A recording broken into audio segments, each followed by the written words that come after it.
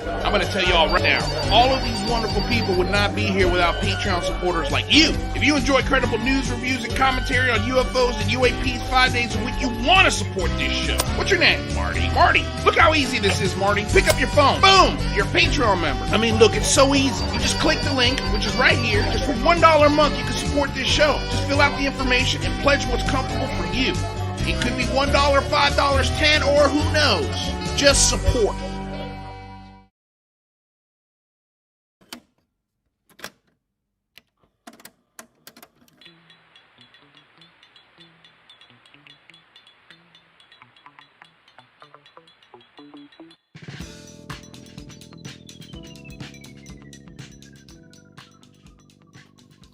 Hello, good morning, good evening, good day, good afternoon, and aloha wherever you are at around the world. Welcome back to another episode of the Unidentified Celebrity Review, your home for credible news, reviews, and commentary on everything that is fun about UAP and UFO. My name's Luis Jimenez. Glad you guys are able to join us today. Hello to everyone in the chat. Before we get started, of course, I want to say thank you to DOS Tapes. They provide all of the sick jams that you hear on the show. Their Bandcamp link is in the description below. Don't forget that this show will be available on Spotify, iTunes, as soon as the show is over. So if you want to listen to it in the office or on the road, we are available for you anywhere you go here on the Unidentified Celebrity Review. Also, want to remind you guys, there are no paywalls for this show. We don't hide anything behind a paywall. So all of our content is free. If you enjoy that and you can support us with $1, we have a Patreon for as little as $1 a month. We also have super chats open if you'd like to donate in that way and get your question answered at the exact same time. It's a great way to do it. But we also answer as many other questions as we can without dollars. So if you guys can support, we are a public access channel. We truly appreciate it. Of course, we have our moderators to thank. Thank you, moderators, for being in the chat, keeping it clean. And also want to remind you guys that we have links below, links to our merch store, link to our Discord, and to kgradb.com, where we stream live every Friday from 1 to 3 p.m. Pacific Standard Time. All right, so without further ado, also, we've got links to all of the guests that you hear and the hosts that are on the show. Speaking of hosts, let us bring on the lovely UFO Jane Kyle and Mr. Rather Be Squinting. Hi, guys. Rather the comeback kid. Rather the comeback kid. That's what I just think all the comments are have been really awesome lately. Okay. Have they? Yeah, the vitriol has died down quite a bit. Rather be missing it? I'm right here. Rather ain't going anywhere. I think someone did say, I think either today or yesterday, that Rather guy's got to go. And I think everybody loves you more now, Rather. That's how I feel. That's what I'm saying. I think so too. I also think that as well. I think throw a wrench in something every once in a while just to keep people on their toes. Every once in a while, you just gotta, people just love gotta to change hate it up too, right? You know, people. There's a lot of people that love to hate this show. Mm-hmm. It's fun. Like, I know you're out there. You know who you are. Thanks for watching. I appreciate it. Love you. All right. So today we've got a very interesting guest, you guys. He's been a sort of a new addition to the UAP conversation, although it's not really a UAP UFO conversation. This is more of something that I have very surface knowledge of, which is shadow people. And I mean, I know what they are as far as like what, they look like, I guess, Peter Pan's shadow in a way, and it moves around the room, but it's in a 3-dimension. It's not on the wall. So that's, I'm interested to hear a little bit more about this. We've never ventured off into this part of the conversation. And the reason why we are venturing off into this part of the conversation is because the gentleman who's coming on is a United States Air Force former nuclear weapons technician. So we're going to get into that as well. They usually don't come as credible as this. So we're going to dig into that. And yeah, how are you guys? How was the weekend for you guys? What am I talking about? Today's Wednesday. I'm just ready to talk about UFOs. I'm always ready to talk about We were complaining before we were going live just about how life is so crazy. So it's nice to, escape Earth a little bit. And think about the shadow people. I don't know. Maybe that's not so nice. Into the weird here. Yeah. Well, Jane, do you have anything that you're working on that's coming up? Yeah, actually, I'll have a video be posting tonight or tomorrow on. I'm gonna get back to the flying saucers, to the roots. So I'm gonna talk about a cool flying saucer case, and then Weird Hollywood tomorrow night live with Jess Rogie. We are gonna be going in depth into Close Encounters of the Third Kind, because Lou Elizondo he was asked in a GQ interview what movie to watch that reflected UFOs as accurately as possible, and he picked that one. So we're gonna break it down. I can't wait. Yeah, I love that movie. It's one of my favorites. I think one of Spielberg's bests. What are you working on? Anything? Digging into the Council Bluff, Iowa UFO case where 30 pounds of molten metal fell from the sky.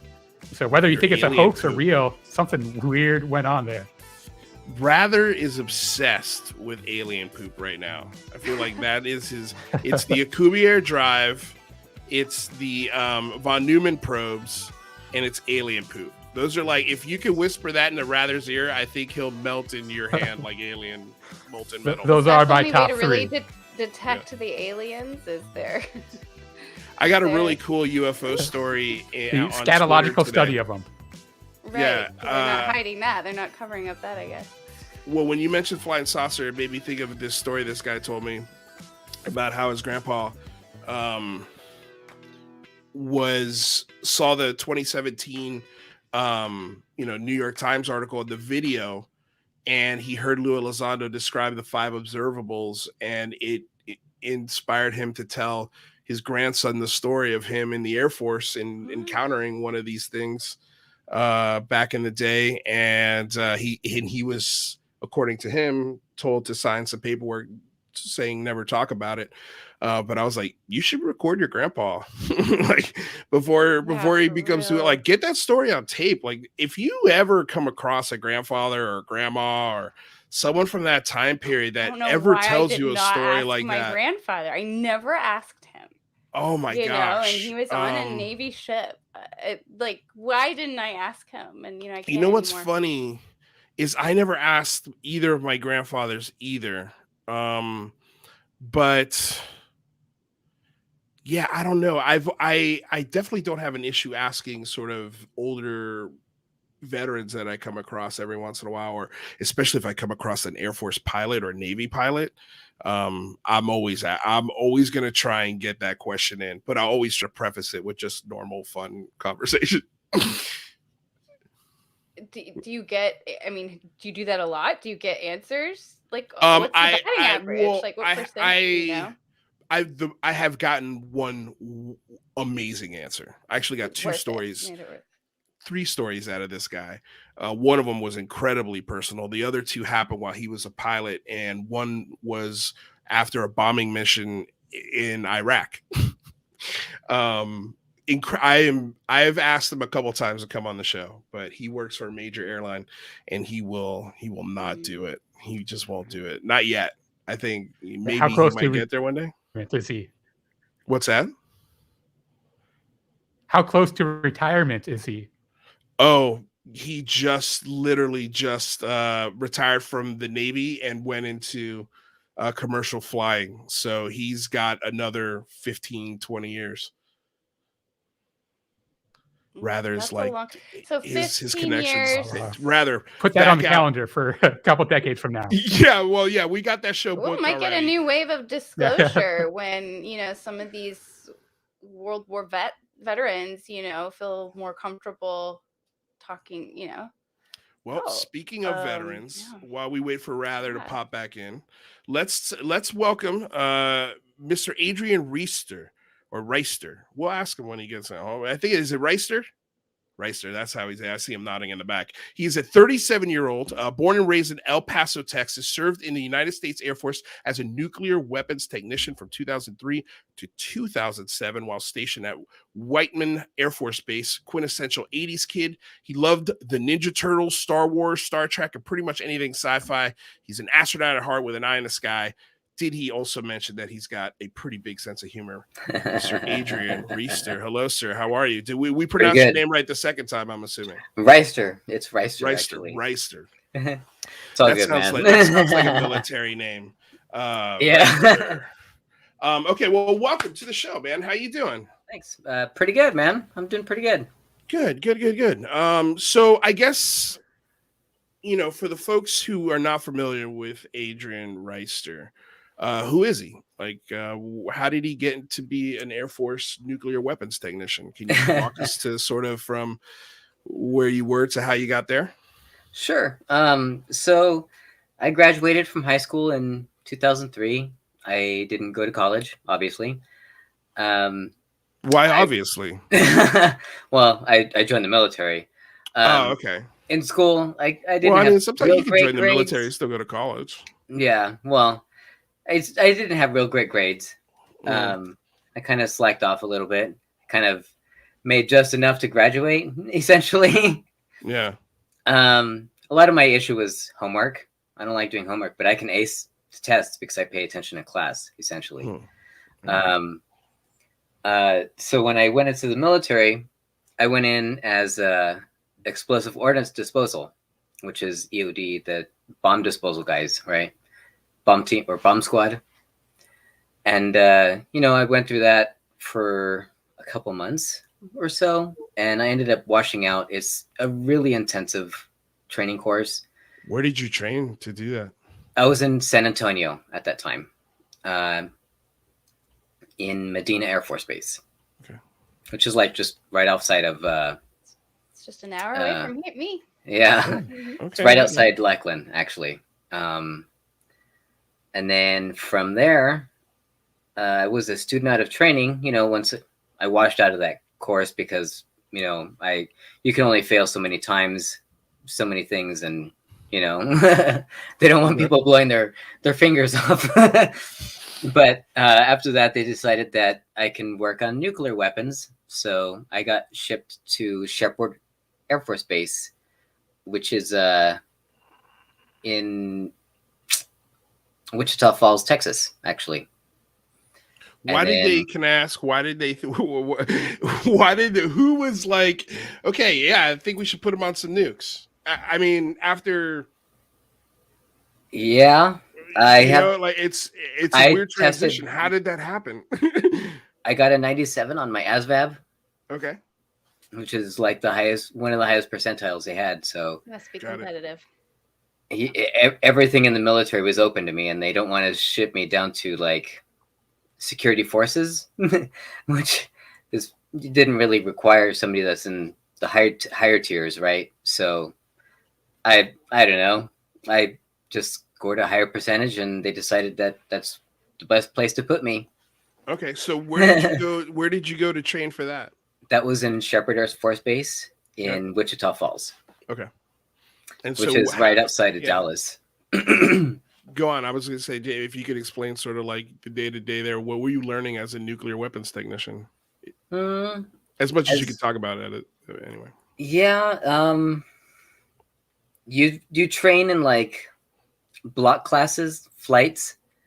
You have like sometimes 10 people in your flight, you go through each training course is like 3 weeks sometimes, and you learn a specific part to a specific thing.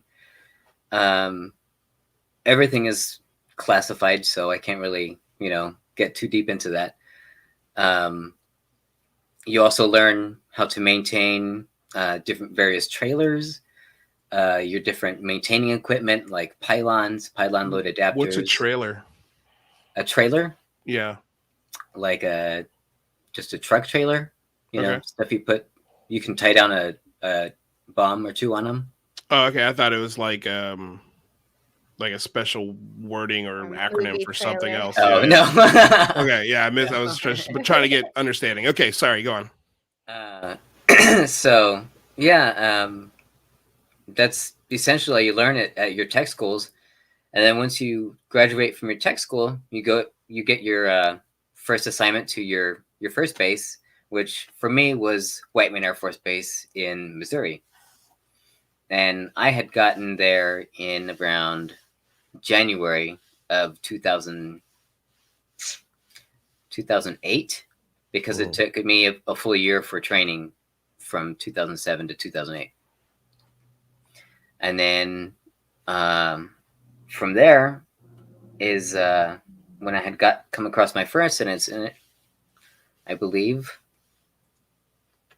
No, you know what? No, I'm sorry. I'm getting my dates confused. I graduated in 2004 or 2003. I got into military 2000, or I graduated from the nuclear course in 2004. I'm sorry. And that's when I got into my first bases in 2004 at Whiteman.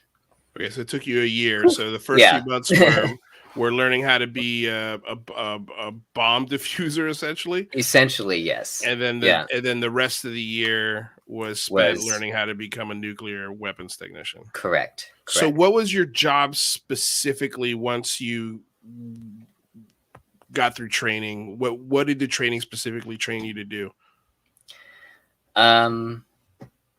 For the nuclear weapons?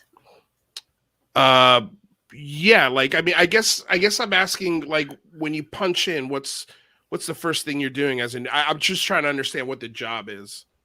Once you get to your first base, a layman, yeah. Most of the time, you end up holding gun a lot, as you know, your first assignment. You're a new guy. You don't know a whole lot, but as you go through, you're holding gun. You're watching transports, and this is where my first instance with seeing a UAP in the sky was holding gun guard essentially for a transport team, right? Mm-hmm. And you know, I hadn't gone through my training at this point in time, I don't think, and so I'm essentially holding gun, and you know, I'm looking out, and that's when I had seen the UAP in the sky, and I don't know if you want to talk about this right now or just a typical day for me. Yeah. Man, it's real difficult. Like, everything is maintenance, essentially, right? Either you're maintaining a weapon or you're maintaining the things that maintain the weapon. From like I said, the pylons to the load adapters, you're maintaining vehicles. You're washing out bays, you're cataloging stuff. And if you're doing like weapon support, you're essentially handing out tools and chemicals and all that different kinds of stuff there. So can I ask like a stupid question? What is it about you that is okay being around nuclear weapons? So like, we have fake grenades, or there's a fake grenade in our house, and I don't even want to be near it. Okay, like, that's how much of a, like, chicken I am. Right. So and what is it about you that drew you to this job? I wouldn't say I was drawn to it particularly. Or prepared you for it, maybe. Essentially, you get more radiation from the sun than you get from just standing even near these nuclear weapons. So it's through distance and shielding that you're able to have this kind of non-exposure to radiation. And then every once in a while you do wear like radiation detecting badges, and when they turn black, they tell you you're not allowed to work around them, but we never had that issue working around them. Gosh. So yeah, that was never an issue. But yeah, on top of that, in order for one of these things to go off, there has to be several things in order for it to happen. I'm not really going to get into what needs to happen. I'm pretty sure that's all classified. But it basically, it has to drop from a plane, and it already has to be armed. So if they're on the ground and we're just pushing these things around, they're basically paperweights. Rather, you got anything? Well, yeah, I guess when you're on gun guard duty for something like this, what specifically are you looking for? Like tanks coming in, like people, or are you trained to look at the sky? Or? Sometimes you're trained to look for the sky because, helicopters, aircraft, and, I had seen my fair share of aircraft working right next to the flight line, so, there's at various times of the day, you're out there holding a gun in cold weather, hot weather, medium weather, rain, snow, you name it. I've been out there in the, just holding a gun, watching. And I've, I like I said, I've seen quite a few aircraft. I can't say maybe all of the aircraft in our inventory, but definitely nothing that I could identify. I'm curious. Okay, because I'm not a military guy. I'm a complete idiot when it comes to titles and things like that. So when I hear nuclear weapons technician, in my brain I go, oh, he's opening up weapons and cutting wires and soldering things and in a nuke, or they're working on the on the systems that launch the weapons, making doing checks and running systems checks on those, or figuring out any electrical issues that are going on within that apparatus. Like, so at any point did you do anything like that, or? Yeah. Oh, yeah. Okay. Yeah. At one point, I had a DOE clearance, because DOE has its own separate classified clearances for working with nuclear weapons. Once you go further down within the weapon to get into more classified parts, there's so many things. You can't talk about the parts, but can you talk about what the name of the classification was? At that point, I think it was Woody something. I don't remember, man. You don't remember the classification of the nuclear weapon? It was. I want to say it was something stupid like Woody. It was something stupid like Woody. Okay. But it was only for a very short piece of time, like within a week. You only had this. Okay. So it was only. And so what happened after a week? You just went back up to what kind of clearance? Top secret. You as a nuclear weapons, you're always at top secret clearance. You always have PRP. You always have top secret clearance. What's PRP? PRP is your personal reliability program. You're not allowed to take NyQuil. You're not allowed to be hypnotized. You're not allowed to. Yeah, there's a lot of things that'll decertify you in PRP. Okay. It sounds like the new rules. Oh, do we lose him? Uh-oh. That was just me again. So can people find out, so for anybody for top secret, you have these different rules, I guess, you have to follow that other people don't have to follow. Yes. So it sounds like, because I think we'll probably get into this later. So I'm curious though, especially being around nuclear weapons, was there a really intense psych evaluation of you? Yeah, I would imagine it would be pretty. Yeah. I have some substantial. Some of my papers here with my sign-offs. Yeah. Just because I know that question will probably come up with the some of the experience, but you were fully vetted, just to be in this position, you're fully vetted. Oh yeah. Your background checks. Yeah. They asked people that knew me in my past. I was only 18 at the time, so they asked my parents and my teachers and all the people that they knew who I was and what they thought about me, and that's how they vetted me then. But every once in a while they have to recertify you through your top secret clearance. So, it just,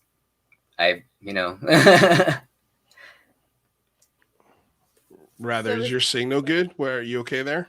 Yeah. No, I'm just I'm waiting to get into the shadow people. No. Okay. Yeah. All right. Well, okay. So wait, do we want to hear this first UAP sighting of his though? Yeah. Sure. Okay. So again, tell us about that. The first one was, they've asked me, what color was it? Did you hear anything? And it was about an orangish white color. It was a little bit bigger than maybe what people would consider like a satellite in the sky, Mm-hmm. And that's really the reason that it caught my eye, is because it was that large. And then, at first I had thought it was maybe a star because, it was kind of above the tree line. And sometimes when you're looking at stars in the tree line, they kind of look like they're bobbing around, Well, and, Venus especially. I'm holding a gun, I'm bored essentially, you're looking around, making sure that there's nothing around, but there's generally, if they're getting to me at this point, there's already an alarm, right? So I would already be notified that there's something coming usually, right? So yeah. I'm sitting up there and I'm holding a gun. I'm kind of bored, looking around, and I see this little dot above the tree line is kind of bobbing around, the transport team's coming along, and then I see this dot shoot up above a little bit above the tree line, I'm like, okay, well, maybe that's a satellite, satellites move around kind of, if you watch them, maybe it could be some kind of plane, I don't know. And that's, again, it's far enough away that I don't think it's a threat, it's just something weird or interesting, Mm-hmm. And so, the transport team's coming along and they're finally backing the weapon up into our facility. And it's called the IMF, the Integrated Missile Facility. A lot of people ask me what IMF stands for, or what the facility is. So they're bringing the weapon into essentially the bays. And so, this thing kind of jets off to the north and up again, and it disappears, man.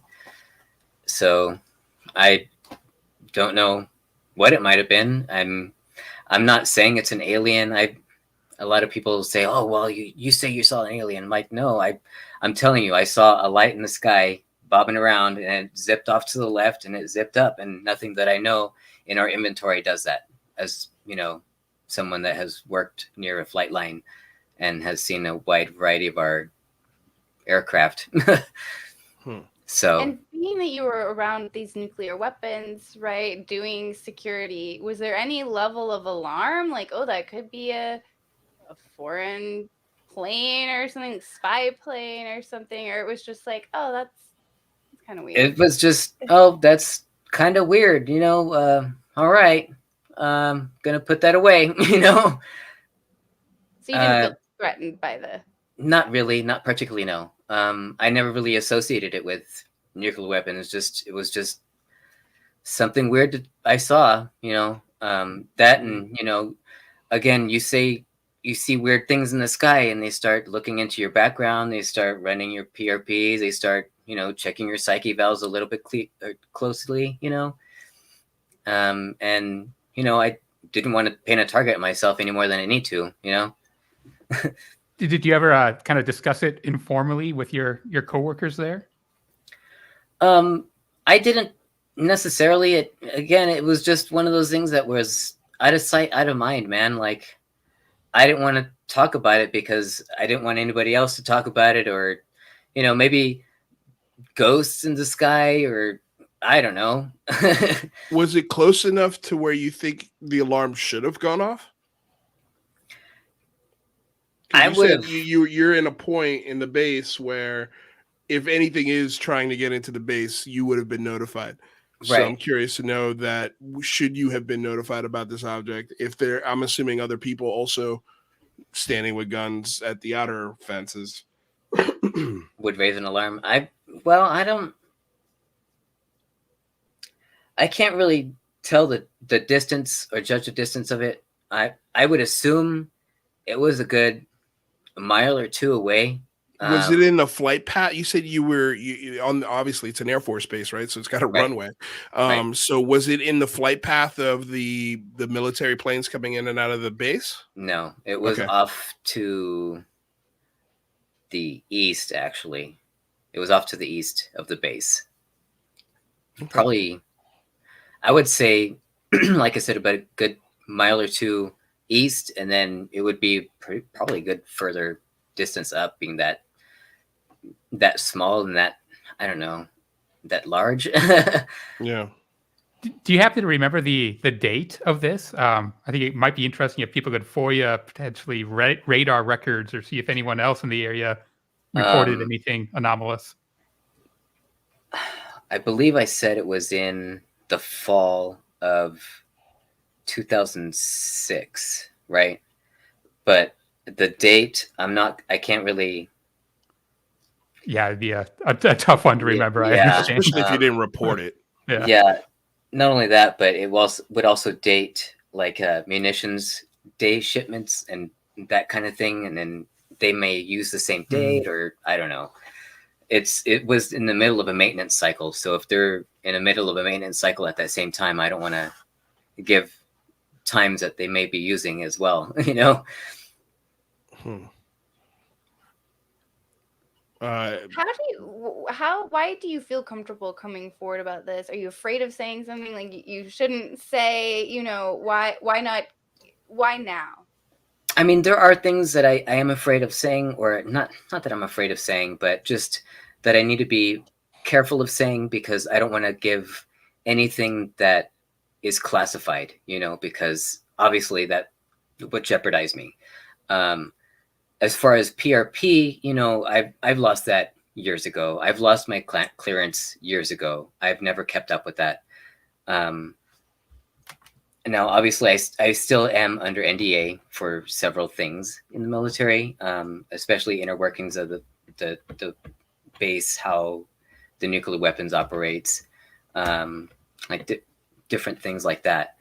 But how I feel safe, I wouldn't say I necessarily feel safe. I just feel like there's enough anonymous people talking that I think that there should be faces to these anonymous people, right? Like, why would I come forward and say something and stay as an anonymous source, right?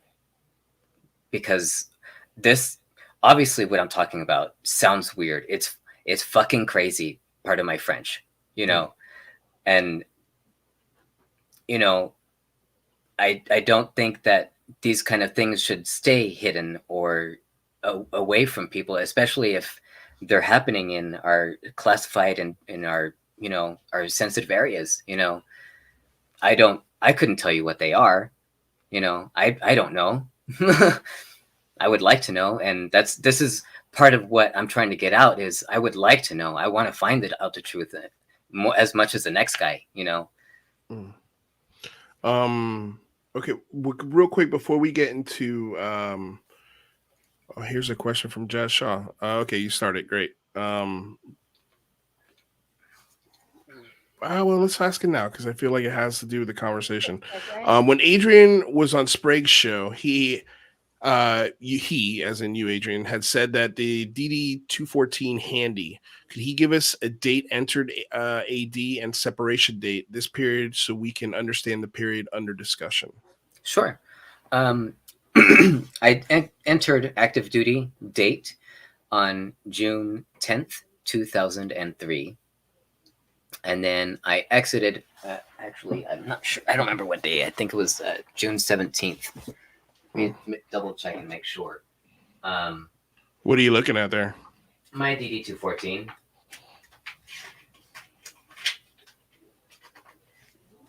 I assume that's some sort of governmental record. I have no idea. Yes, this is my separation papers. These are my separation papers. And so, let's see.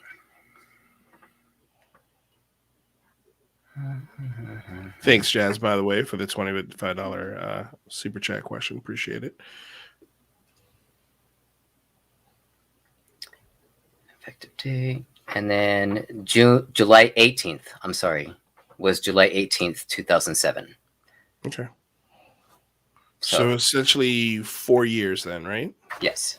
Mm-hmm. Okay. So then after this first encounter, how long were you on the base when you first saw this at this point? I had only been on the base for a few months, know. So it's pretty early into your career then. It was about 6 or 7 months on base because I had gotten onto base in January of 2004, right? And this was my first experience was in 2006. No, I had been on base for a while. Okay. I'd been on base for a while. And was it your first experience ever, or had you seen things before?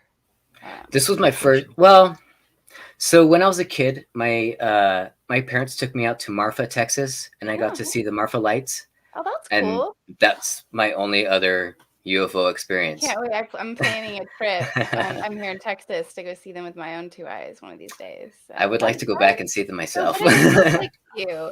What did they look like to you? Just light, kind of like the orb you saw when you were in security? Or it disappear and reappear? From what I remember, it was from when I was a kid. You know, I was maybe like 10 or 11 at the time. From what I remember, it was like it looked like headlights in the sky. Uh-huh. From what I remember, it looked like headlights in the sky. And it was just that was weird. Yeah. Cool. That's really cool. Yeah. Wait, what are these lights you're referring to? Explanation. So the Marfa lights are an ongoing real-time UFO phenomenon that you can go to Marfa to check out. There have been theories that it's reflection of car headlights on the mountains, but these sightings were seen before cars. So the Marfa lights go back, before that. So they're kind of like a Brown Mountain lights or Haslow lights kind of thing. So I'm not sure. And this is in Texas. Alien category or not. Yeah, it's Jane, how have you not gone there? Texas is gigantic, and it would be a huge trip for us to go down to that area. But it'd be a huge camping, kind of rural, awesome trip. Oh, it's on the list. It's on the list. Jane, you got to get out there. I've been to Roswell, but I haven't been to Marfa. Ooh, man. No, I want to do my experiment. Yeah. Mm-hmm. Okay, so then let me ask you this: did you spend all your time on that Air Force base, or were you ever shipped overseas? Or nope, I never got lucky enough. Oh, okay? What would you have liked to have done overseas if you could have gone? At one point, we were asked for volunteers, and I did volunteer to go over into Iraq. It was in Qatar, basically doing base security. Mm-hmm. But that never came to pass. Man, were you bummed out about that? Is that why you left? A little bit. No. That wasn't why I left. I was a little bummed out, but it wasn't. It was just one of them things. They only asked for volunteers, and if they didn't want to volunteer, then they didn't take you. I would. Would you want to share the reason why you left? I was separated there was a early exit program called force shaping, and that's one of the reasons I was separated. It basically drawing down the forces. Okay, so when you say separated, does that mean it was mutual, or you came to the conclusion, okay, I've done my 4 years, I'm good? No, it was mutual. Okay, it's a general discharge. Okay. Mm-hmm. Okay. Cool. All right. Well, then let's get to the shadow figures, because Rather's chomping at the bit. I don't know a ton about this. I mean, other than what you've talked about on Sprague and what I've loosely heard on, like Coast to Coast AM over the years. But I mean, for those who are not familiar or who haven't heard or read the article, please, can you share your story with us and when it happened? Sure. So this happened, it was probably like another 4 or 5 months after I'd seen the orb in the sky. In I want to say 2006, right before I had gotten out. So, I had been working in weapons support. I had been transferred over from maintenance side into weapons support side. Mm-hmm. And like I was saying, basically I'm giving out toolboxes, chemicals, gloves, different MSDs. Different data sheets, just different things they needed. And so I'm sitting at the desk because at this time I'm working overnight, which is from 11 p.m. to like 7 a.m. And it was around 2 a.m. that this happened.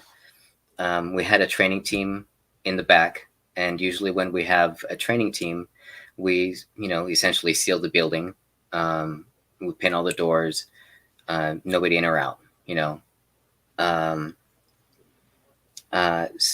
because even the training bombs, we still have classified components within them. And then so I'm in this weapons support. I'm sitting at the computer. I believe we were looking for an armory at the time, and I've been talking to one of my friends actually, and we were looking for an armory at that time. And I had heard what sounds like, what I had thought at first sounded like water dripping, and water dripping, or like the very beginnings of like pitter patter of bare feet on cement, but it sounded more like water dripping at the time, or what I associated, because we had a eye wash station and like one of those emergency showers. I don't know if you guys have seen those in like warehouses or whatever. Mm-hmm. So I turn around to look at this eye wash station, and I don't see any dripping, and the sound kind of goes away. I'm kind of like, okay, well, maybe I'm just hearing things. It's a weird place sometimes at night. Sometimes your mind plays tricks on you.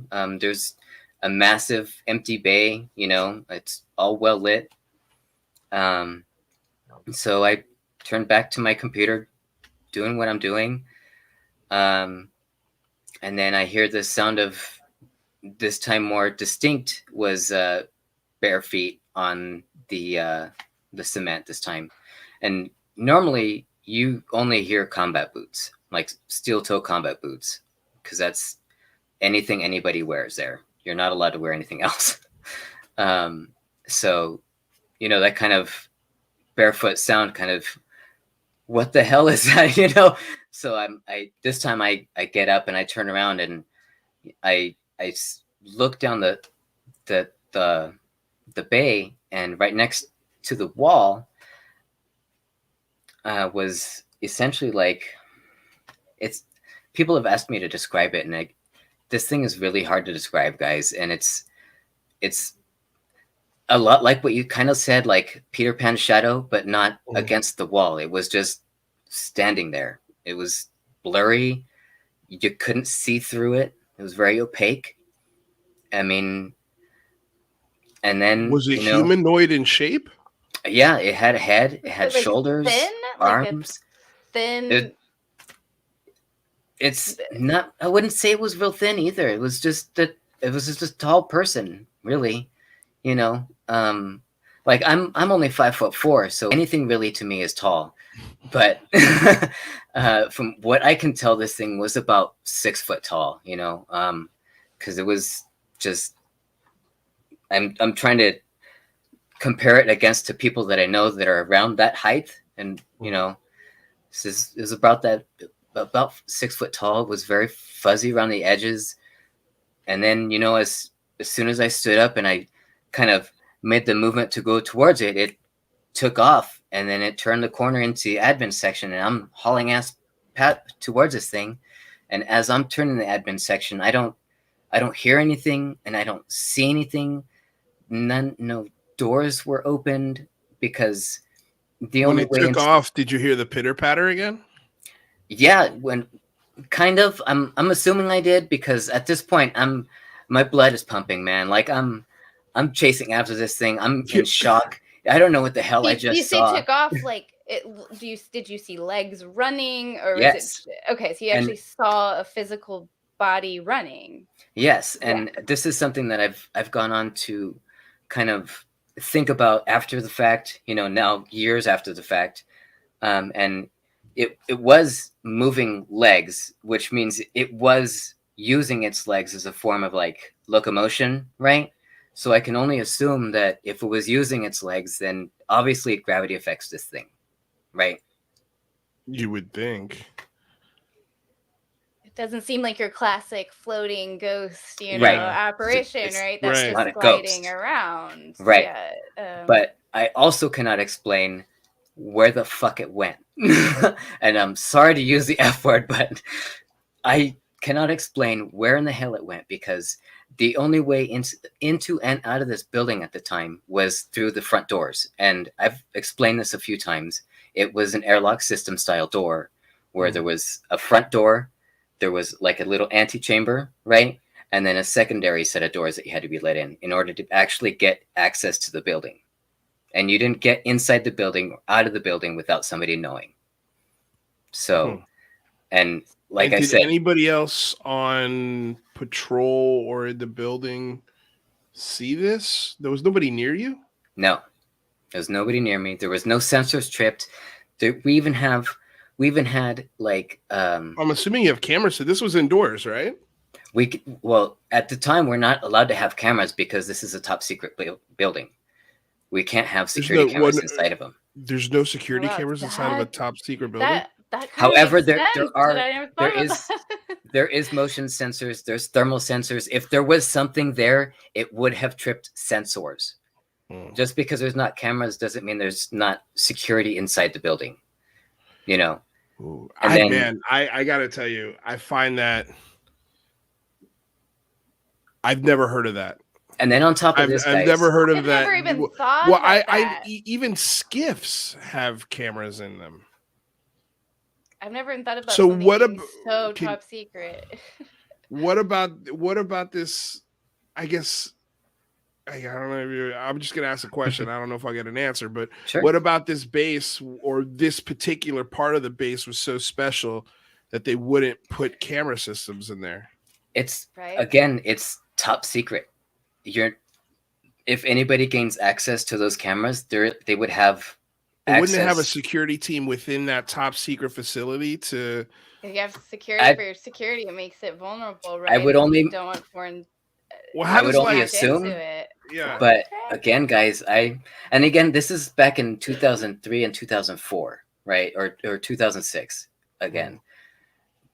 The iPhone had been barely out, What was your duty while you were there and you saw it? Were you standing guard, or were you doing some other duty? Or while I had seen this, I was essentially I'm there to support the training team at that time, because they're doing training in the middle of the night. We were not in the middle of a maintenance cycle, and that's when they train all the new guys coming in are on job training. So you presumably you're alone here. Like how long were you alone, kind of not training them, just kind of waiting for, I guess, your next task? It could be hours. It just depends on how long the training team takes for a certain subject or a certain item within the training that they're doing. It could be up to 3-4 hours. It could be all night long. At least they would come out by lunchtime. So that's a good 4 hours there. So what are you doing during that time? Just you can't probably have your phone with you or something, right? No, so are you reading a book or just staring at the wall, or reading a book? Even the internet at this time, man, is barely coming along. YouTube was barely a thing in 2006. So essentially you're just on the computer kind of going through websites or reading a book or twiddling your thumbs or E-Bombs World. E-Bombs World. Napster. Yeah, Napster. Was the night shift, the 11 p.m. to 7 a.m., was that kind of a typical shift that you'd work? Were you in that sleep schedule of working nights, or did they switch it up on you ever? Once you're on that night schedule, you're on that schedule for 6 months to a year. It just depends on whenever they want to switch you out. Did you adapt well to that? Do you think you had any sleep deprivation, or were you chronically tired during those night shifts? I'm a night person, man. I stay awake better at nighttime than I do during the day.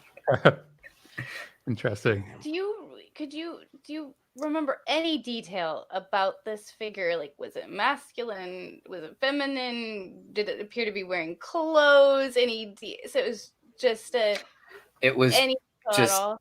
Just a figure. It was just a figure that was, again, it was just very blurry. It was in the shape of a person. It had a head, shoulders. It didn't really have kind of a defined waist at all. It didn't look like it was wearing a hat, because I know people didn't look like it was wearing a hat or a helmet. It wasn't wearing any like baggy clothing. Okay, so did you report this event? Why wouldn't you report this event? Because that's very threatening, right? It is threatening, but that is threatening. It's also a breach of security in a place that has no camera systems. Because it's but it does have sensors, right? But it does have sensors, right? And the sensors are designed for humans. Did it run? Did it run through any sensors? It would have through several of them. And so when you started running after it, did you go through those sensors as well? The reason it's not tripping sensors though is because we're already in the building. You know, we are the eyes and ears of the building, right? Okay. The entrance and the exit is the only sensors that would have been tripped. Right. And that wasn't even tripped. What were your thoughts, after this experience and you ran after it and couldn't find it? Like, kind of, well, I don't have anything to show for this, guys. I'm kind of empty-handed. I'm the only one that saw it. I have top secret clearance. I don't want to be sectioned 8. I don't want to be. Were you scared? Crazy. Yeah, a little bit, man. It was very scary. I'd be terrified. Shocking, yeah. And then especially when I'm going through our admin area in our, there's only bathrooms and there's a conference area and there's offices. The doors are pinned. The tamper-proof seals are on the doors. Again, I'm just kind of, I don't know what I'm going to say to nobody. So you didn't report it. Nope. When was the first time you talked about this? A couple months ago with Chris Sharp. Really? Did you fear that you would see it again, like in your night shifts afterward? Did it stick with you, or did you just kind of like forget about it? Like, what did your memory do with that? You kind of keep it in the back of your mind, like, okay, well, maybe if that shows up again, I might bring it up again. But once, and maybe I just saw it once, or maybe it was something in my head, or maybe I just saw things, or I don't know. You kind of try to rationalize it, Maybe I don't want to be crazy, I don't want to be crazy because then I'm not going to have my job no more. How certain are you that you did see something? Do you have any doubt that maybe it was your mind playing tricks on you? To this day, man, like, I can't really, like, people have asked, oh, well, was it sleep paralysis or that? But, like, I don't suffer from sleep paralysis, man. Like, if anything, I'm an insomniac. And, there's a whole other slew of questions there, like, oh, had you been up for so long? And no, like, in the military, you have to get 8 hours of sleep or else you're not fit for duty, essentially, right? So, I've found ways for myself to sleep, but it wasn't from like sleep deprivation. It wasn't from anything like that. I wasn't sleep paralysis, but the mind can play tricks, and I would say a good 98% sure this thing was there, because how else would I have heard bare feet on a floor and then also associate it with this thing that was standing in front of me and running away? Like, I'm not crazy. I think I'm pretty sure I saw this thing, but Have you? Oh, sorry. Go ahead, rather. Well, I was gonna say, about the pitter patter and those sounds. Is it at all possible that maybe there was like rodents or rats that got in there, or is this, would that be kind of out of the question with how secure a facility it was? It's the military, man. Like they pay for rodent infestations. They pay for, or not rodent infestations. They pay for like Exterminators. exterminators. Yeah, it's year round, 24/7. We have any complaints or anything, we have a guy come in and take care of it. You know, But before you went to look at the figure, was there? I guess it was the sounds that tipped you off. Did you have any like just feelings during this experience or thoughts even that? There was always kind of like a feeling of being watched, but I don't. It's really hard to associate that with anything because large areas, sometimes people feel like they're being watched, especially in like high areas that have or areas that have like high electricity. You kind of get that feeling, and maybe this was something that was associated with that area, for all I know, but as I was looking at the computer, short of hearing something, not really. No, I didn't associate any thoughts or like being watched specifically, but just that sound is what kind of got me up and at him. This is a two-part question, so I'm curious to know, was this kind of the type of watch where you had a rifle on you? No, or any sort of weapons? No, I mean I was an armorer, but you generally don't have weapons on you unless there's an actual asset in the building or in transport. Okay, I guess this is where I'm a little confused. So this building is very top secret. Yes, but it's. I mean, so this building is top secret. If you're running security, right? I get you're running security at this facility, correct? Mm-hmm. Essentially. So yes. They didn't give you a weapon to protect this very classified compartment. We're within the WSA on base, which is the weapons storage area. That is always under 24/7 surveillance. There's watchtowers everywhere. Yeah, monitored by all the security forces. They actually have cameras on the outside of the area. Mm-hmm. So that area is always being monitored. Right. Did you say anything to it or yell it to stop when it started running? I think I might have screamed something at it, kind of, hey, but nothing intelligible.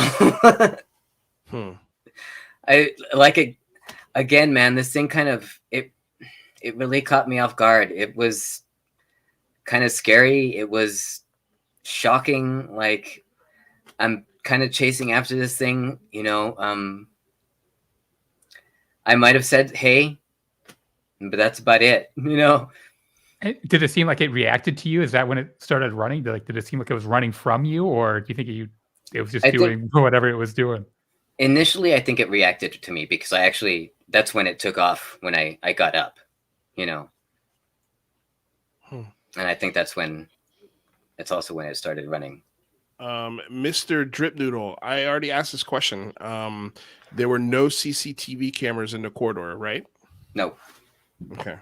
Yeah, I'm still like that. I'm still mind blown, by the idea of something being so top secret that you don't even want to have cameras because you don't want that footage to get out, especially with all these conversations like we have about UFO craft and are there bodies. That little bit of it to me is fascinating. I wonder. Oh, this is a good question though, from Jazz too. But I wonder if. So you got like this dark, scary feeling, and there's this kind of narrative or theme, right, of aliens encountering humans and trying to disarm our nuclear weapons and like save us from ourselves and like save us from our own destruction. But this sounded like, I mean, did you get any positive vibes or whatever? Did you feel like, oh, this was just pure scary darkness, sounds like. Or was it ambivalent? I would say it's ambivalent. I mean, okay. It was scary to me, right? But that doesn't mean it was threatening, or because if it wanted to hurt me, it probably could have, right? Yeah. Rather than run away. But like I said, yes, it was scary to me, and it might have been threatening to me, but it wasn't threatening because if it's got this kind of technology that it's using, it very clearly could have used it to kill me, and just, okay, bye, Jazz Shaw, our resident curmudgeon and reporter at the debrief, also a veteran military man. He worked on he was on a radar technician on battleships and aircraft carriers, so he's got a couple of questions for you, and I think they're pretty good ones. So after not finishing first school, what was the CR review panel like to get a TS clearance? Certainly can be done, but it's usually complicated. From what I remember,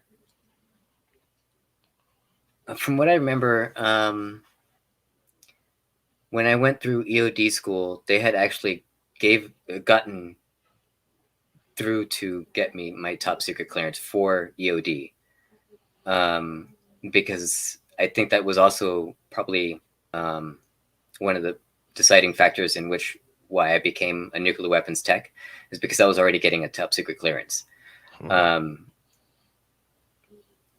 Like I said, it was, the review panel was, the initial panel was, man, this was long ago. I was only 18, so they've only had like, are you gonna betray the country? Do you have any intent to do that kind of thing? Do you know anybody that would betray our country, or that kind of thing? So it was not, I wouldn't have considered it bad. I don't know. I don't know how you want me to answer that. Okay. His next question was, so were you an armorer or a nuclear weapons technician? I think that's an important distinction, because I feel like we are kind of getting a description of two different jobs here a little bit. I was the nuclear weapons technician. However, as a nuclear weapons technician, you're also certified as an armorer, or when you're working within the weapons support as a nuclear weapons technician. It's the main shop is essentially, you're all 2W2s, right? Okay. So this 2W2 is in the maintenance side of the shop. This 2W2 is doing weapons support. And while you're doing weapons support, you're also being certified as an armorer, so that you can issue out weapons for gun guards, because you're essentially final denial, right? Okay. You have a gun guard where the weapon is coming out from, and you have a gun guard where the weapon is going into. Nuclear weapon technicians are the ones that are holding security then, at that point in time, on top of being surrounded by 24/7 security forces. Okay.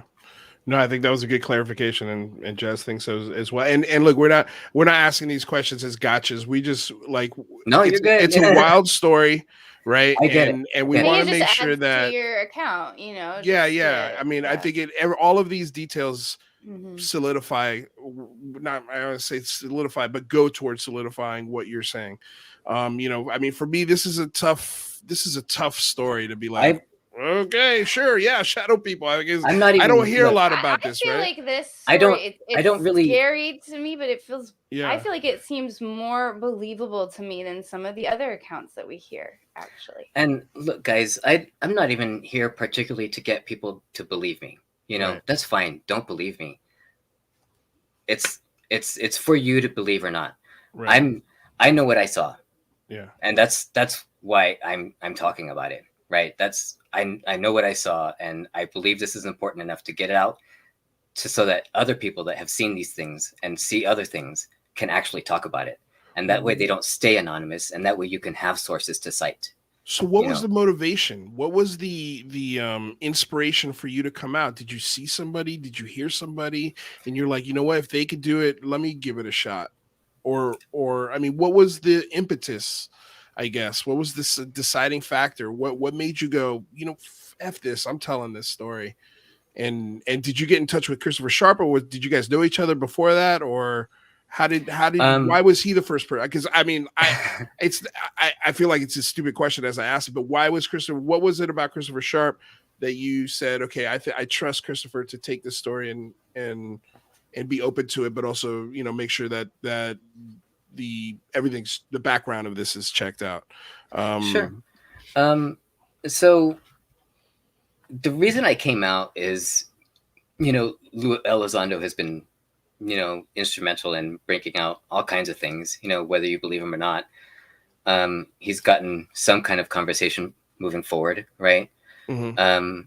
And I know John Ramirez, people find him a little derisive, and sometimes you kind of have to take things with a grain of salt, right? Whether you believe him or not, I don't.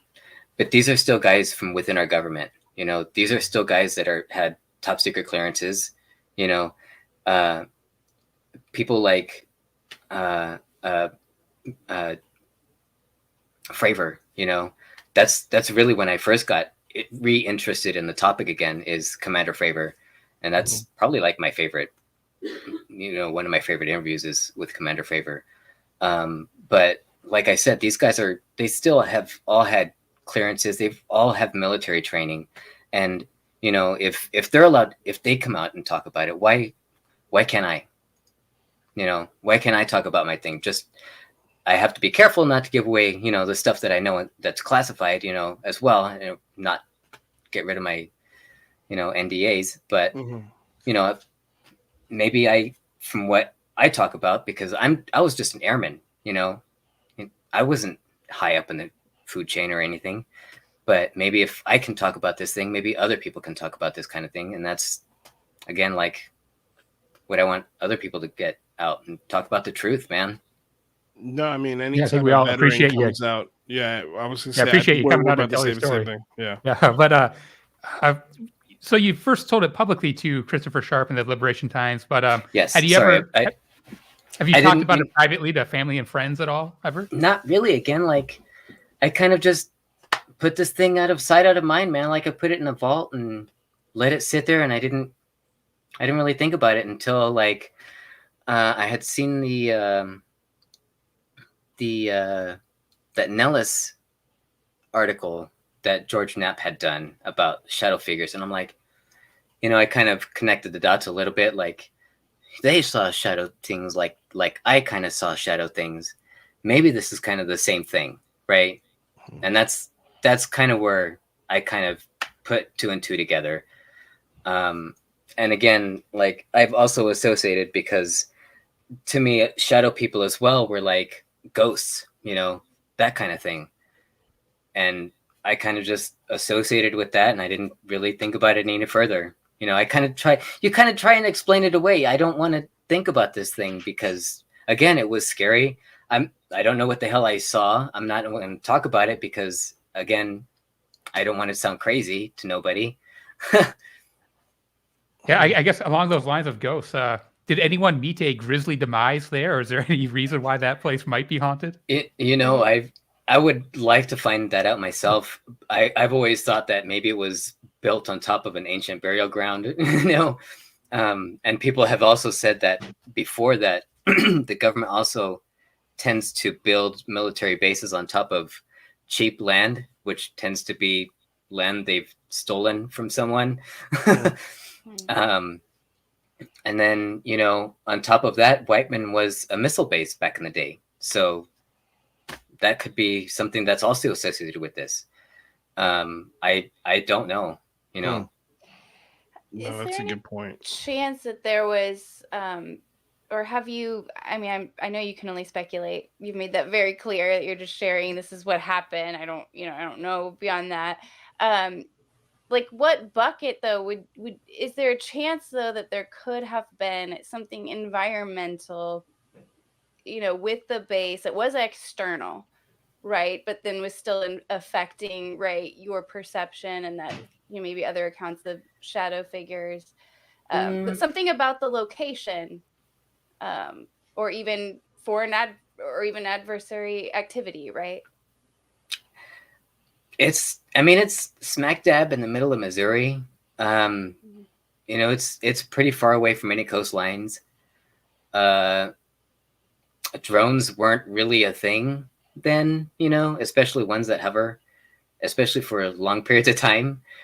Shadow people, Shadow bucket the only other, yeah, and shadow people bucket. The shadow people bucket, like the only thing I can even think of is maybe like high fields of electricity, but even then, like I would always be seeing this thing, right? Or I would always feel this way in this building, and this was the only time it happened to me. It was an isolation. So I didn't go outside to see if there was a saucer floating in the sky, but there are bases where Rendlesham, that where there's ongoing feeling, like weird heebie-jeebie feelings and ongoing sightings, where it does sound like this was different than that. Just these kind of two almost like unrelated, the UFO sighting and the shadow people. And do you think it's possible that do you think you'll see a UFO again? Do you think you'll see a shadow person again? Do you think this I hope so. I want to. Do you think this was almost like an intentional experience for you to have? Maybe. I don't know. I would hope so, like, because I'm kind of deep into the UFOs now, kind of thing. Like I would like to see more. I would like to see more UFOs, UAPs, shadow people. Bring them on. I'm always looking in the sky, but just I never see anything. At that time, I don't know if it was because of the base, and I would probably more associate it with the base. I'm not going to throw anybody's name out there, and I'm not going to put any underneath the bus, but I have recently talked to somebody, and they've also told me they've seen things while they were there. But like I said, I'm not. Are you encouraging them to come forward like you did? I'm trying. I am trying, but I don't. And by things, are we talking, UFOs in the sky or actual like shadow people, like kind of like what you saw?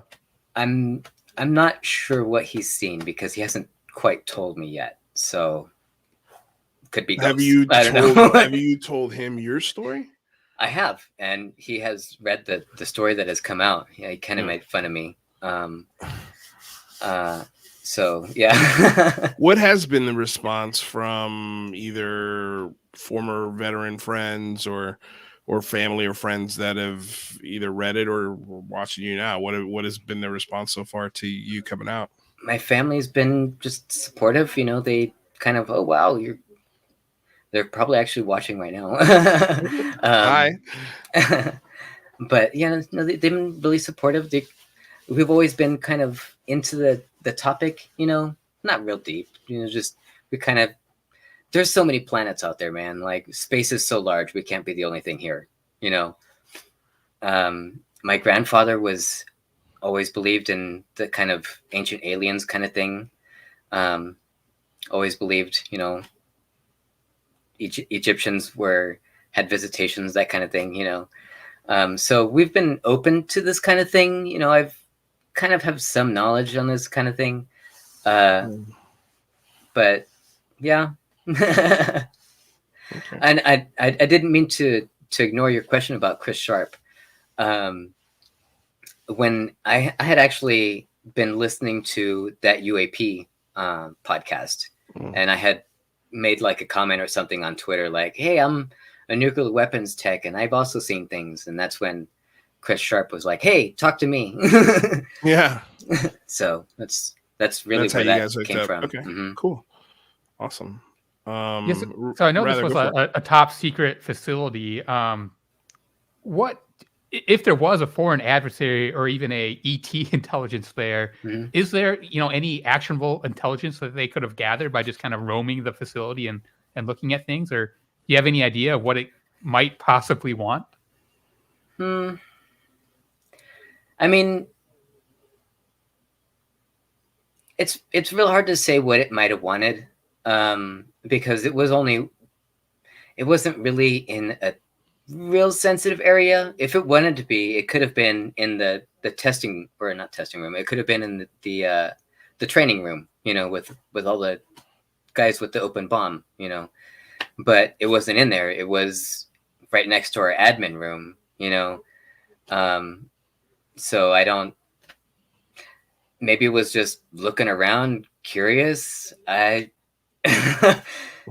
don't know, man. Like, well, I'm wondering, like, I'm starting to go into like remote viewing and astral projection, and this is a fuzzy figure that's, like maybe wanting to spy, in a facility. That is an interesting thing you brought up, and something I have just recently like seen somewhere on Twitter. Like, are these things possibly like people astral projecting or that kind of thing, right? Like, that's a real maybe. There's a CIA maybe training that's like, this is CIA. Well, we've gone. Yeah. This is not nuts and bolts. This is way out there, right? Like, I'm not even. This is opinion. I'm not. Yeah. This is not fact. Yeah, I wanted to throw this out. I don't know if you've heard of this, Adrian, but I have. CIA, you have heard of the CIA training where they did, Project Stargate, and they did remote viewing sessions. Yes. And they did one on Mars like a long time ago, and there were shadow figures that were seen in that session on Mars. I mean, but that goes to the fact that if you believe them or not, and it goes to whether you believe them or not. And some things you kind of have to take with a grain of salt, and sometimes if you can't do it yourself, you kind of have to take people for what they are saying. And like I've said earlier, you can believe me or don't. I have my DD-214 right here, I don't know what more people want from me. Yeah. Have you posted that anywhere for people to see? I have not. I mean, I've given it to, I've given it to Chris Sharp so that he could have me verified. I've given it to somebody else that's within somebody that's doing like background checks, I guess, to verify who I am. But other than that, not really, no. Okay. I've seen people look up my Indeed as well. Or not Indeed, my LinkedIn. I haven't updated it in years and years and years. Okay. What do you do now? I'm a liquor merchandiser. Oh, okay. Yeah, not a whole lot of responsibility. What do you, when you say liquor merchandiser, I mean, are you going to, because I've dealt with liquor merchants working in restaurants, are you going to different restaurants and stuff like that, being like, hey, this is what we got this month? Or what are you, are you doing wine, or are you doing liquor specifically? We do some restaurants around here. But what I do, I go into Walmart and I stock their wine and their like alcohol onto the shelves. Different Walmarts. I'll go in there and stock those on. There's a liquor place around here called Macadoodles that I go in and stock that. And then I go home. That sounds pretty easy peasy. Quite a it different. is. Sometimes it's. Yeah, it is. Yeah, it that's is. A big contrast. Like I said, it's not a whole lot of responsibility. It gets kind of heavy some days, especially this past year or so. Yeah, people have been drinking more. Oh yeah. Now, if you were so if it was 2022 and you had this experience, post Lil Elizondo, and you were in the military, do you think this time around in this environment, would you have reported seeing the shadow person, or do you think the stigma is probably 2020, still too great. Or like, yeah, maybe, right. maybe. I mean, there's still always going to be that stigma just because of military guys. There's this machismo, you know, like there's nothing wrong with me kind of deal. Nothing wrong with what I'm doing. You don't want to be, again, called crazy. But if they have these things set up to where you can actually report them without being called crazy, I think it would help a lot. Well, I think that's starting to be put in place. Yes. And so it's interesting to see. I mean, have you talked to anyone like, say, a John Greenwald or even a Jazz Shaw to see if they can maybe help you find more information on any of these dates or times? No, I haven't actually. I probably should, but I haven't really gotten in touch really with a whole lot of people other than just interacting with people on Twitter. Cool. Rather, you got any other questions? Well, yeah, I guess so. After you had this experience, that was, maybe like halfway through your shift or something, or the beginning of the shift. It's about 2 hours. What was it like when you then met up with the training people and interacted with them again? Were you on what was edge? lunch like? Yeah, I mean, well, again, like they had been in the back bay. They don't know anything that happened. Everything is fairly insulated because I couldn't hear them in the back, and they couldn't hear me chasing after this thing, huffing and puffing. So, kind of like, hey guys, what's up? How's training? But that's about it. You don't want to be called crazy. I know I keep repeating this and repeating this and repeating this, but that's really your bread and butter as having PRP and top secret clearances, not being crazy. You have to have mental stability. Yeah, I mean, you're walking around nuclear weapons, chasing shadow people. I mean, and it's crazy. It sounds pretty crazy. It sounds pretty crazy. But I mean, hey, I'm glad that you're open enough to tell your story. It's an interesting one, that's for sure. I mean, this is the first time I've ever heard of anything like this near nuclear facility. Rather, I felt like I cut you off. Did you have another question, or Jane? Well, no, it was interesting. I did hear, I'm not too familiar with that Nellis shadow figure thing that Nat put out, but yeah, I feel like that could be very interesting. It is hard to take this, on face value, but I think if there are, other people start coming out of the woodwork with similar experiences, then, it would be very valuable and very interesting. And I believe those guys actually did report it. I believe those guys did actually report it. Well, I do find it interesting, this idea of the military base being called Whiteman. And it's in Missouri, which was just obviously the heart of Native American country, I think, at one point. Yeah. So it wouldn't shock me if that base is on an Indian reservation or what used to be, or Indian burial grounds of some sort. So there could be a lot of spooky, weird something that like was that. Another thing that was a little odd that I found out working there is the bombing wing is the 509th bombing wing, which is the same bombing wing that supposedly had craft retrieval at Roswell. So there's that kind of association.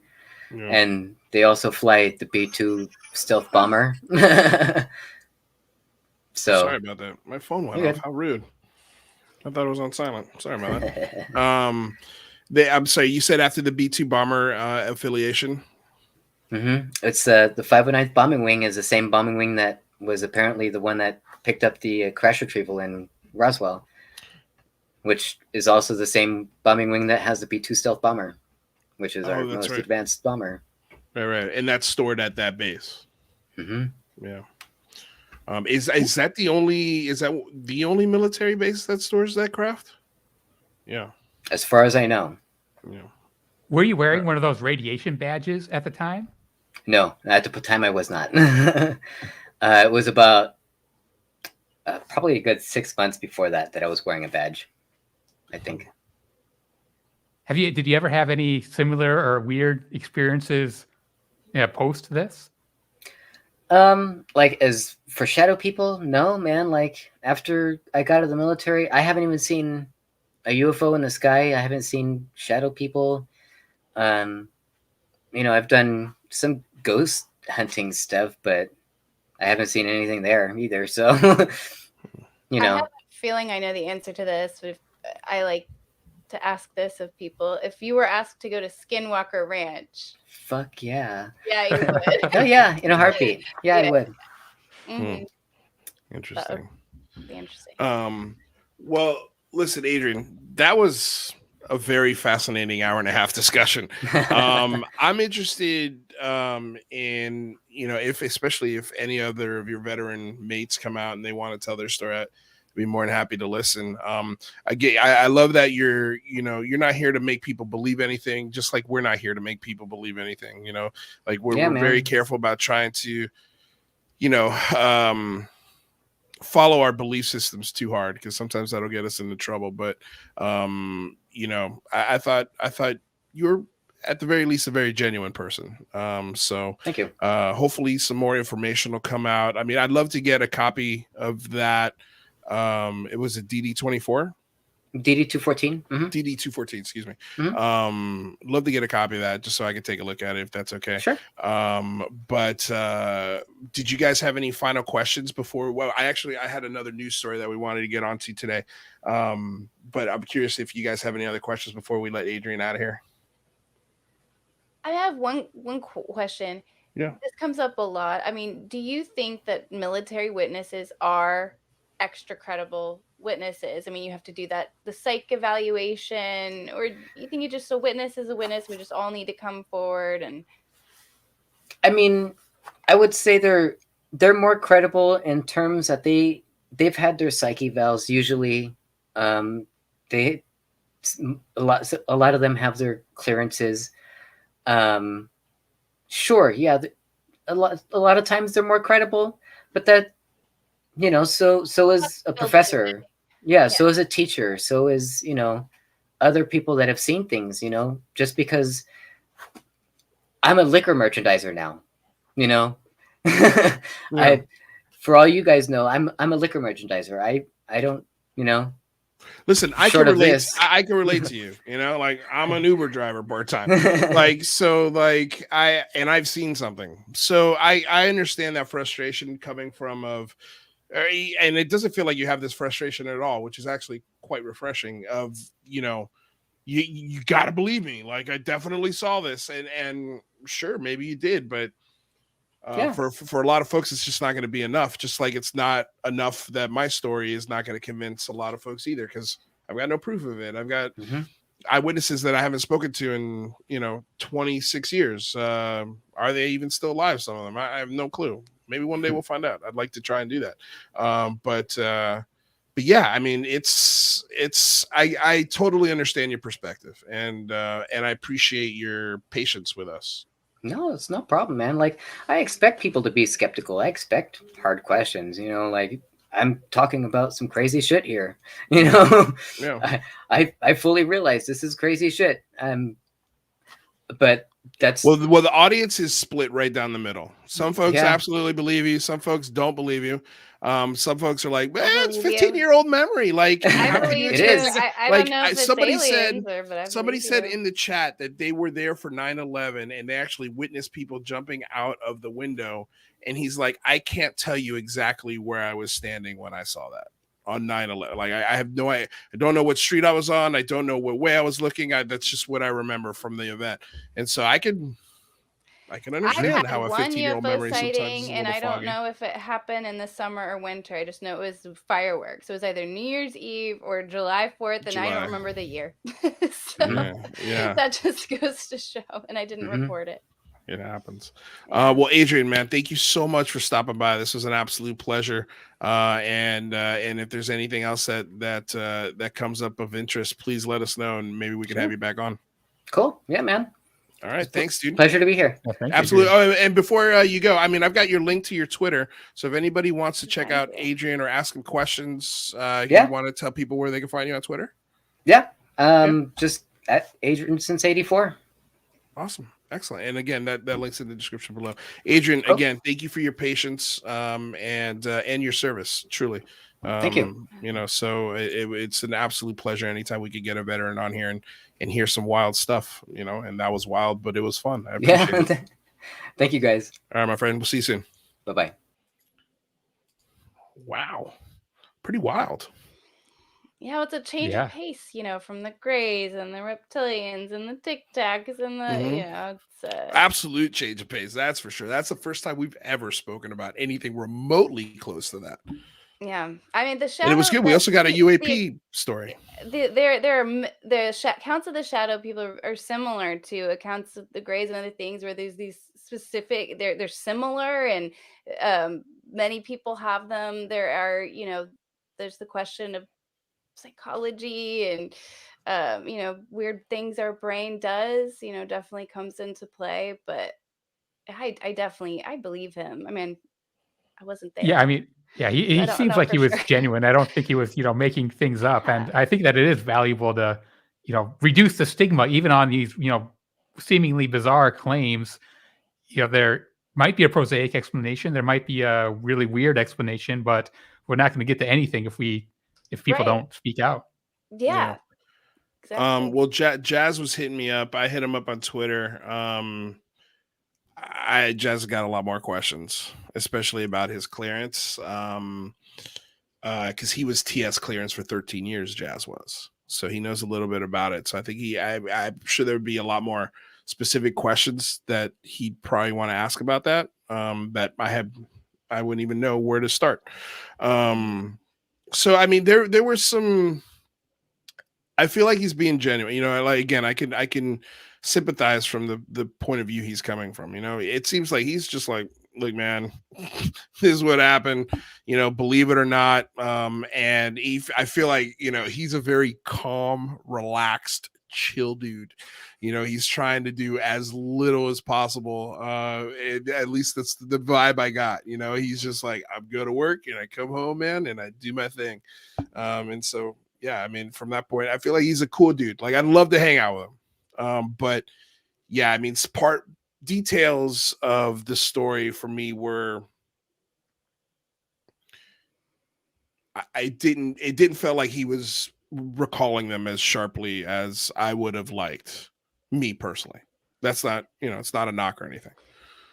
Yeah, I don't know. For me, like, it would be so hard to go farther back and be recalling dates, and like I would be lost if you started. No, for sure. No dates. I mean, I can recall dates like that either. So from that aspect, but like, for example, what kind of clearance did he have when he went down, and he couldn't remember his clearance. You know, just little things where I feel like it just should have been a little sharper. Or that, at least that's how I felt. I mean, again, this is not a knock. Yeah, Jazz would have been, I think, Jazz would have been great. Jazz's questions were helpful. Well, that's why I would love to link him and Jazz. Yeah, I don't know what answers I'm looking for because I don't know what these things are called. Exactly. Woody sounds, I mean, that sounds about right. It's always like some weird, irrelevant, weird name, you know, that they put on these projects and operations. Right. So. It's you know, and this is not even so much a question about whether or not, and Jazz said this here as well. You know, it's not that I don't believe he served. I 100% believe he served. That's not the question at all. It's just the details of his service. It's a wild story. You're a nuclear weapons technician that didn't go to college, got scored high on the ASVAB. You started out as this bomb technician, then they moved you to nuclear technician. And then there was like, and I think there was, and he explained it very well, sort of the mixing of how you went from nuclear technician to sort of a security specialist in one foul swoop. So that made sense. The thing that I guess kind of struck me as really, really, really strange. And again, somebody correct me or point out an example like this. Maybe even Jazz can answer this. I would any high sensitive weapons or top secret military tech would have a internal security system, internal security guards watching every corridor through 50 cameras. That part, I was like, wow, no cameras around nuclear weapons. I don't know. I mean, there's that so many bases. For me, it didn't ring. It didn't ring accurate. I just don't know what I don't know. Is my problem, and I don't want to make too many assumptions. Right. Well, it's an assumption. Again, that's coming from a layman's perspective. There's so many bases and locations and roles within the military, and like I'm sure every state is different. And but that's why it takes up 58% of our budget. That's why jazz is an asset, and other veterans and other military witnesses to corroborate each other. And like, for example, if other people in the military have seen shadow people, come talk to us about it, right? And then that can help us make sense of Adrian's testimony, right? So it's all, I guess. And I'm surprised, Lou, you said that you heard that there were cameras in skiffs, which I was a little bit surprised about that. I mean, the argument that in these top secret places you wouldn't have cameras because the cameras are capturing top secret data, and then you have to make sure that you secure that footage and have a chain of custody for that. So it kind of makes sense to me. I didn't find that. I guess so. I mean, look, again, I'm thinking like even when I hear the word nuclear technician, weapons technician, like my brain goes into like Hollywood movie mode. Okay, what does that mean? Like I'm picturing MacGyver disarming a bomb. Okay, yeah, disarming a bomb, like like in a silo, going, okay, that fin is off. Like we need to fix that, or something like that. Like that's what I'm thinking. So I guess my expectations were set in different places, and so when those layman expectations weren't met, I got the feeling of I don't know if this is true, and that could be completely wrong, and it probably is. But that's just me. That's where I'm going. I'm trying to work through this in my brain. Like, okay, what doesn't ring true? And those were the things that, again, from a layman's perspective, I found it. In a skiff, there are cameras because they're talking to each other,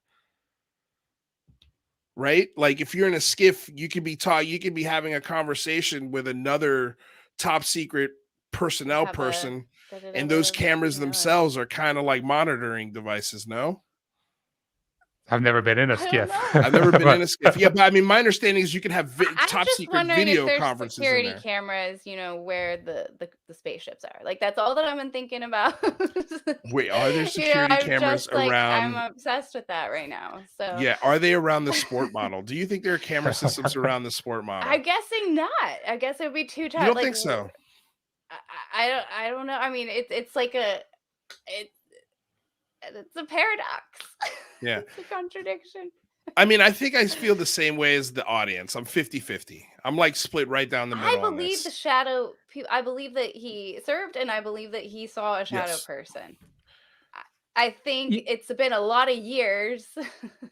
Well, I don't want to believe. I believe he served, but I don't want to believe. Oh well, I can never believe anybody, I guess, until I see a shadow person. I believe he's genuine. That particular account about felt very sincere to me, and felt similar or read similar to other shadow figure, accounts I've heard. I wasn't there. We don't have security camera footage. It doesn't sound like there were other witnesses at the time, unfortunately, to back them up. So that's why, if we don't want to necessarily, we don't want to turn everything into woo-woo, right? Where it's like, come forward with all your stories with no evidence backing. But here we have, we do have a base, we have a date, we have an eyewitness. And so if there's other people who worked on bases and seen similar things, at similar times, this is how we build that data, right? This is how we get through the woo-woos, because we have to collect all those details. Like, what did that shadow figure look like? And we can just add it all up, over time. Shadow people. Yeah. Wild Bill Slunk Sauce Wonderful name with a $5 super chat. Can shadow people be related to that part of slide 9 that mentioned the enemy being able to penetrate solid surfaces? I mean, what if that was a Russian Right. Well, spy? that's what I mean. It was like if that was Yeah. what if that was a remote viewing spy? We know that we've been doing remote viewing like for a long time now, and so did our, foreign adversaries. So maybe we really figured out if we hacked it.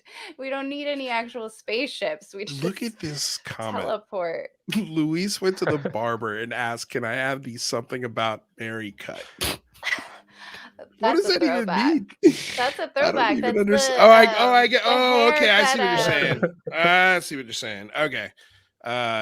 Yeah, I don't need to go to the barber Cameron to get that Diaz. done. Yeah, Cameron Diaz. Cameron Diaz. Okay. So, all right. So we've got about 20 minutes left, and I wanted to go over this last thing. But I guess we could all agree, nice guy. We believe he's being genuine. We definitely believe he served. And past that, I guess we gotta kind of wait and see. I'd love to hear more stories like this because this is the first one of this ever. It's very unique. And this is more stigmatized than even UFOs, right? So it would be very interesting to see. Definitely a mental health aspect. So I would say shadow figures are something. Again, I hate to speak on this because I don't suffer from schizophrenia, and I know those really hard, and there might be somebody in the chat that does. So I don't want to project something onto them, but I do know that is something that's been described, by people who experience things like schizophrenia.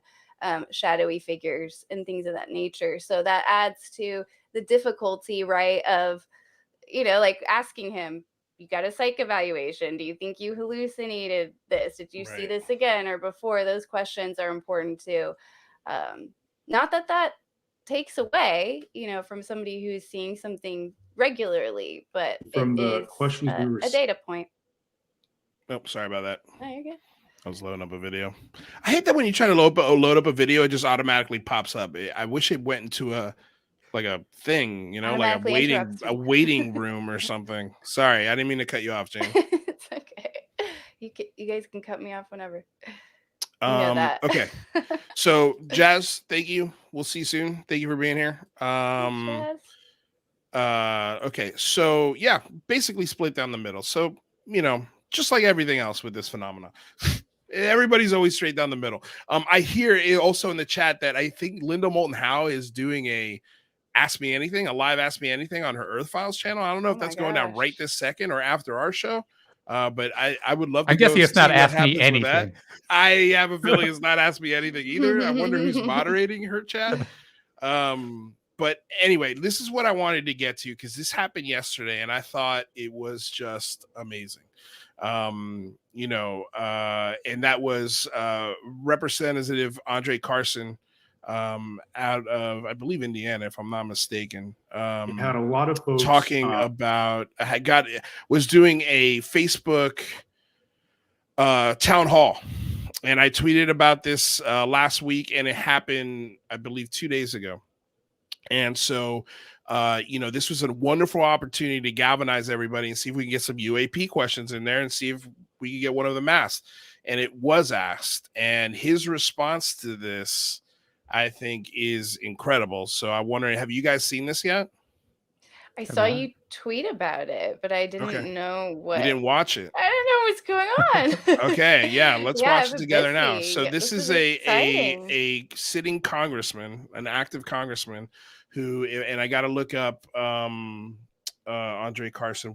I know he's definitely on at least one subcommittee or committee having to do with national security. I'll look it up right now as we play this video, but check this out because I think this is an amazing response. And finally, Congressman, from the questions we received, we had a lot of folks who want to know about the issues of UAP, unidentified aerial phenomena, and greater transparency around this national security issue. What are your plans on this? Well, I want to thank all of the Hoosiers and folks around the country and the world, quite frankly, who have supported our efforts and my efforts to get answers on UAPs, which effectively are unidentified aerial phenomenon, or they're popularly known as UFOs. I think that this topic is something that has been placed in the science fiction category. However, the occurrence of UAPs near our military bases has been documented and poses a national security threat, especially since so much about them is virtually unknown. They could be a form of technology that we don't have, or from another place, which is concerning. And yes, it might even be extraterrestrial life forms. The problem is people want to know, and they want answers. You know, last year I conducted a closed hearing on this issue on the House Intelligence Committee, where I serve as the chairman of the Counterterrorism Subcommittee. And I'd like to have a public hearing this year so we can have a larger discussion about this without compromising our national security concerns. Good question. Great question. Great question. Great response. That's Amazing amazing. response. I How wonder many when people- congressmen? How many congressmen need to be on board for public hearings to actually happen? That would be amazing, right? That's a good question. I don't know how many congressmen specifically need to. I think only a committee has to call for a public hearing. It could be any committee, so just a majority of that committee. I'm pretty sure is how it goes. It could be multiple committees that call for it. So he's on the House Permanent Select Committee on Intelligence. He's on the Terrorism, Counterintelligence, and Counterproliferation Subcommittee, and the Strategic Technologies and Advanced Research Subcommittee. Those are three committees that specifically have to do with this topic. And so he's getting three different classifications maybe on this discussion when he's working as a congressman. So here's the things that stuck out for me, and then I'll go around to you guys and get your thoughts. But the first is that he was not only approached by his alum Hoosiers that are curious about this topic, but he was also reached out to by many other of his constituents. And I don't know if he means within the state or outside the state, but he was contacted by people. He's heard this question. This is something he's getting asked a lot. The second thing that I found amazing is that after he gave what it could be and then what it possibly could be was what fascinated me. And yes, this could be an extraterrestrial thing. That was his exact, this could be an extraterrestrial presence, and that we have to find out, and that there's got to be a way to have an open discussion in public and try and get to the bottom of this, and public hearings. Those are the things that stuck out to me. And public hearings this year. I mean, these are pretty much the things we were asking for during the Big Phone Home. I'm not taking credit for this. I'm not trying to take credit for this, but I mean, we as a community, this is a huge win for everyone that called, emailed, wrote, tweeted, whatever you did to get in touch with your representative to let them know that this is important to you. It's working. It's working in real time. Yeah. That's incredible. I mean, you guys were both very quiet there. Yeah. Well, what stuck out for you?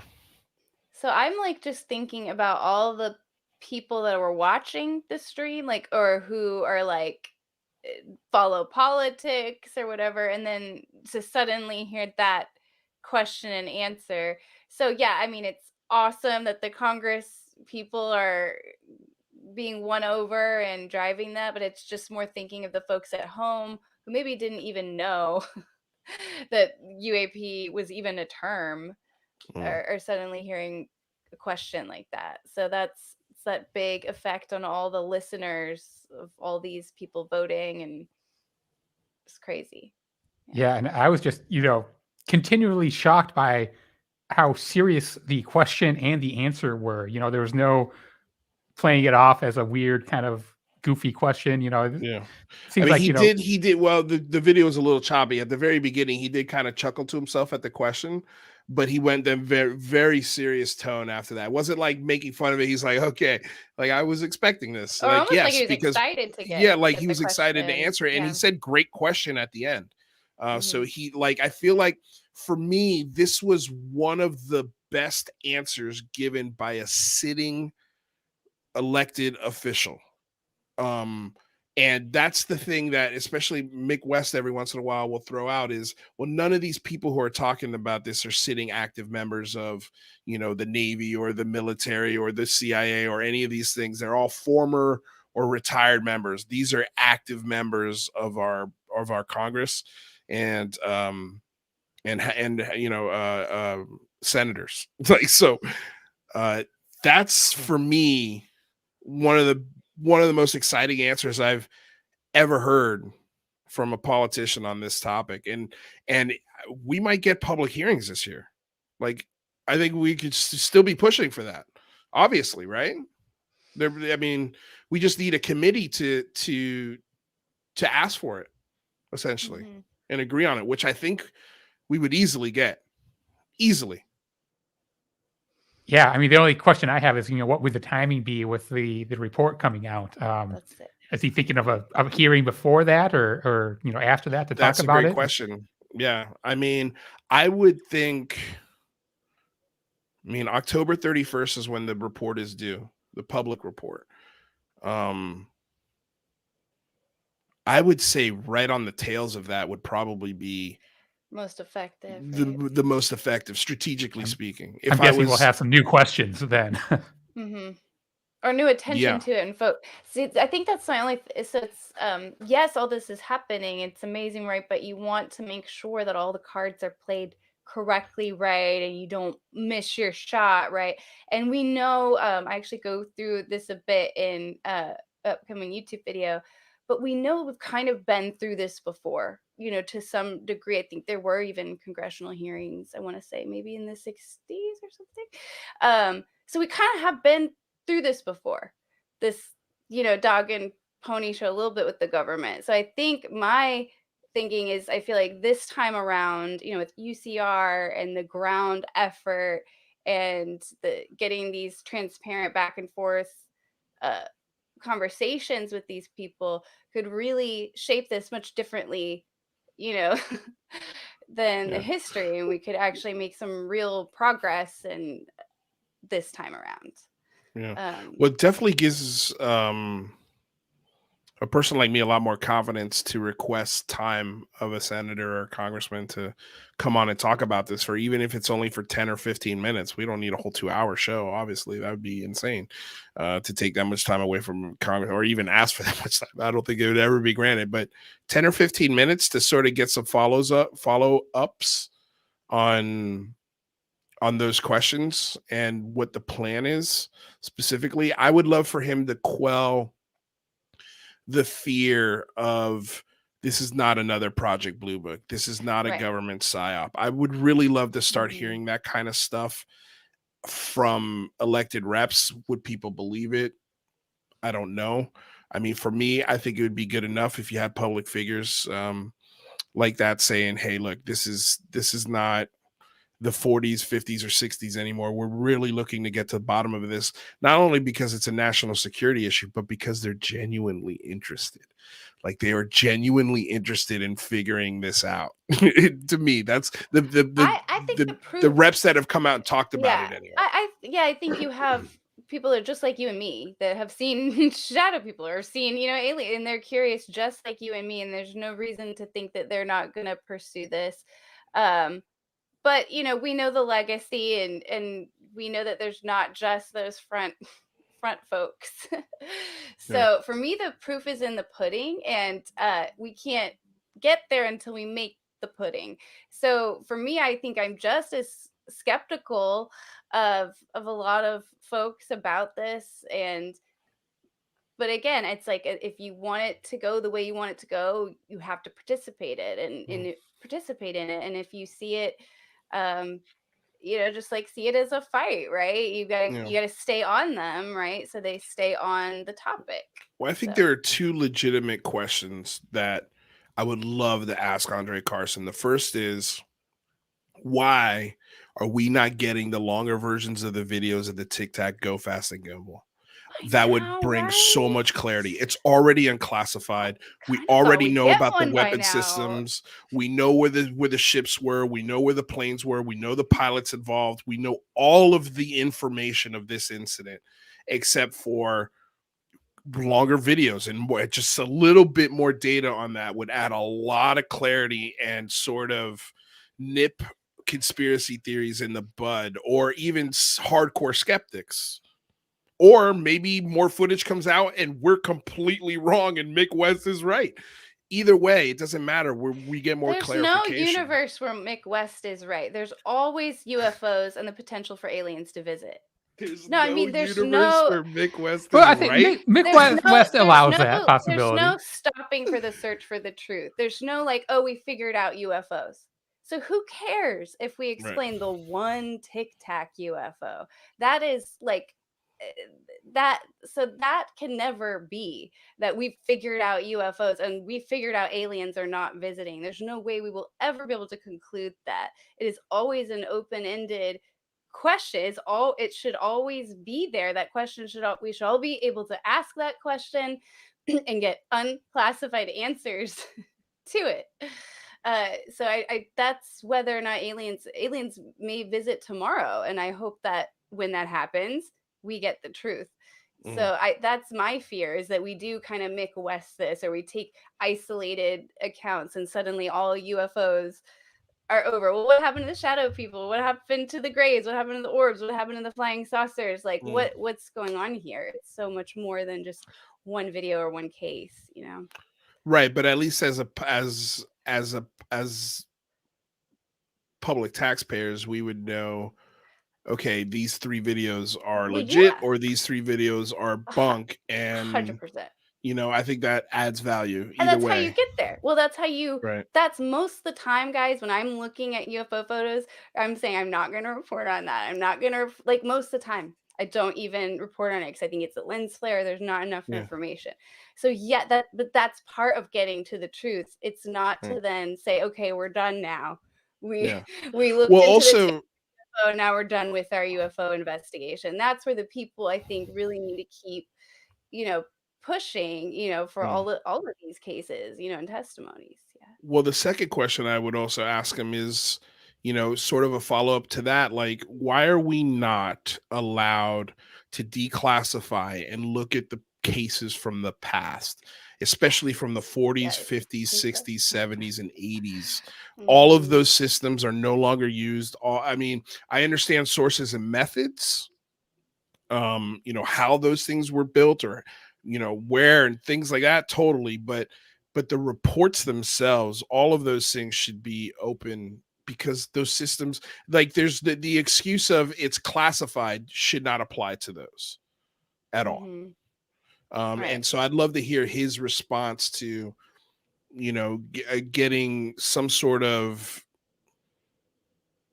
push or guarantee that they're going to pursue those inquiries, those files. Would be nice to hear as well, because I think those are important. Because I think I'm sure it's in. Again, there's a lot of researchers. There's a lot of people who've been, just armchair ufologists who feel disrespected because the last few decades have been ignored. It's like you said, Jane, you kind of compared it to BC versus AD, and we're in the AD now, and BC's like, nobody cares about the Bronze Age or any of that stuff. Like, we want the new religion, and so, I would like to see that. I'd like to see that for sure, because I think that would bring a lot of. Do you think they're saving like the 20-minute video for this report? No, so that they have something. No. Do you think I think we need to manage our expectations big time on this report, We think of last June's report and maybe 2 more pages on it. Like if we're lucky, a few more pages on top of that with, I'm hoping, no repeating information that we got in the report first would document. Be we didn't get any photos or videos or anything in the June report. It was such a tease. We were just teased about that longer video for so long. I feel like there must be some timeline, some plan when they want to share it. Right. Well, yeah, I don't even think we have confirmation that these videos or photos actually even exist, right? We kind of all assume they do, but we did. Yeah. Other than that, the closest thing we have is the report from the debrief about, that triangle photo. Apparently that's floating around. There are people that said that might not exist either. No, you're right. You're right. But I said that's the closest thing I think we have, to something like that. But anyway, you guys, before we get out of here, is there anything you want to tell the good people? Jane? Man, just don't be afraid to report your sighting and your experience, but also, it's okay if not everybody believes you too, but we need to add to the files. And if you're in Texas and you've seen a UFO, please let me know about it. You should hit up Adrian. You guys should meet up. Yeah, he's a Texan. He's a Texan. You guys should. I'd love to see your reporting skills in a piece with him, because I think that'd be fun. And yeah, I don't want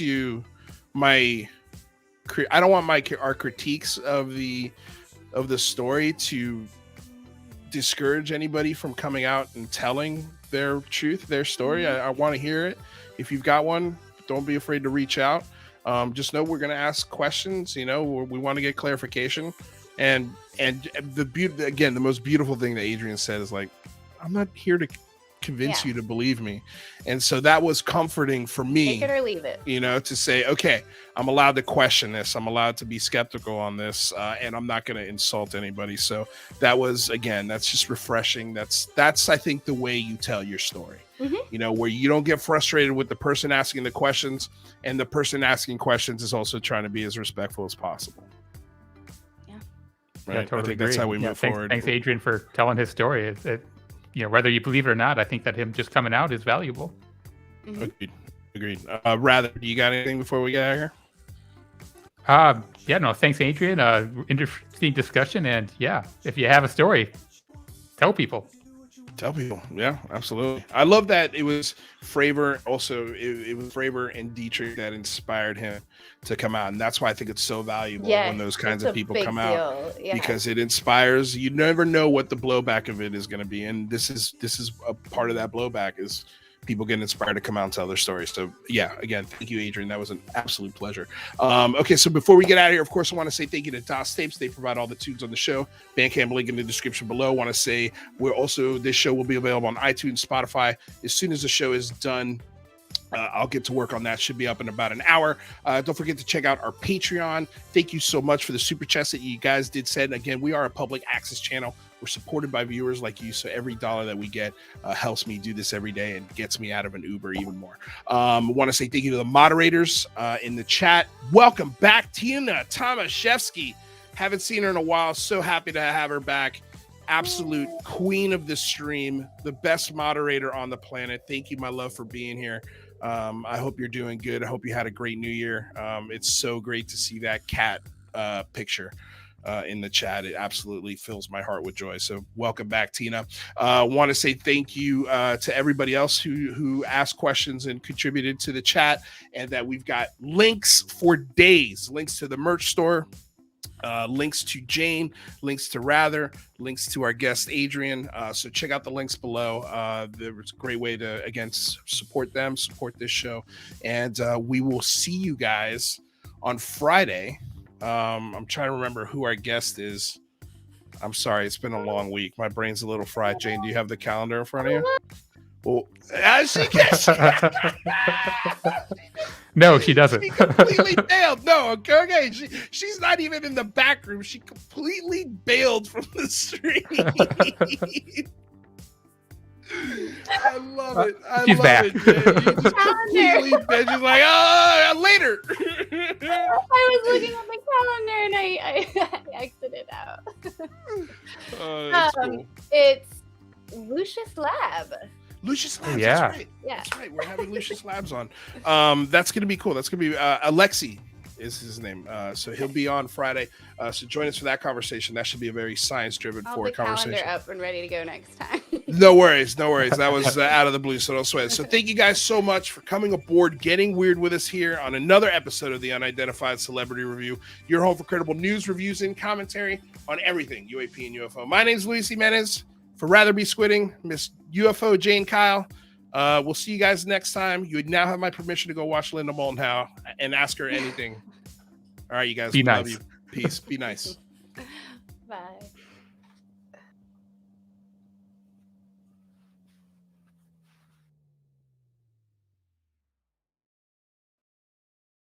I'm going to tell you all right now, all of these wonderful people would not be here without Patreon supporters like you. If you enjoy credible news, reviews, and commentary on UFOs and UAPs 5 days a week, you want to support this show. What's your name? Marty. Marty, look how easy this is, Marty. Pick up your phone. Boom! You're a Patreon member. I mean, look, it's so easy. You just click the link, which is right here. Just for $1 a month, you can support this show. Just fill out the information and pledge what's comfortable for you.